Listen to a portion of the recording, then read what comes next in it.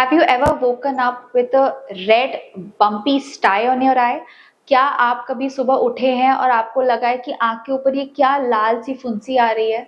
So that is called a sty और इस season में sty होना बहुत ही कॉमन चीज है।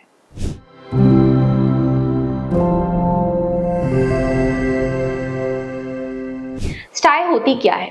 बेसिकली हमारी जो आईलिड्स हैं उस पे कुछ ग्लैंड्स होते हैं, ऑयल ग्लैंड्स होते हैं, जो कि हमारी आई के टीयर्स में ऑयल सिक्रीट करते हैं। एंड अगर ये ऑयल ग्लैंड्स इन्फेक्ट हो गए तो वो एक पस पॉकेट में बदल जाते हैं, जिसको हम स्टाई बोलते हैं। क्योंकि ये एक पिंपल की तरह होता है तो ये रेड होता है और पेनफुल होता है। बट घबराइएगा नहीं, ये है बहुत ही छोटी सी चीज। अगर इसको ठीक से ट्रीट किया जाए तो 1 से 2 हफ्ते में इसका पूरा ट्रीटमेंट हो सकता है।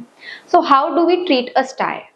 The first and foremost thing, do not poke it, do not try and pop your styes. अगर ये पॉप हो जाते हैं तो इसमें कई बार एक छेद सा बन जाता है और वो खुला रह जाता है, which can lead to more infection and scarring. So what do we do when we have a sty? First, warm compresses.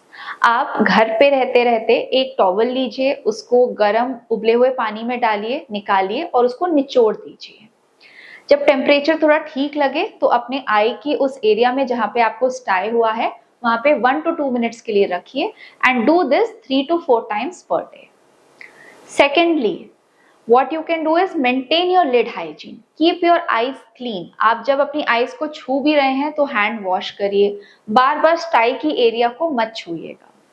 Third point, अगर आपका स्टाई बार बार आ रहा है या फिर परसिस्टेंट है, वार्म कंप्रेसेस के बावजूद 1-2 दिन में कम नहीं हो रहा है, तो go consult a doctor, an ophthalmologist, जो कि आपको एक ऑइंटमेंट देंगे which is an antibiotic ointment.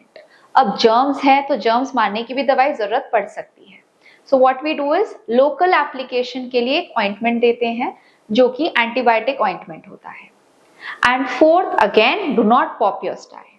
So these 4 things are the major treatments in स्टाई।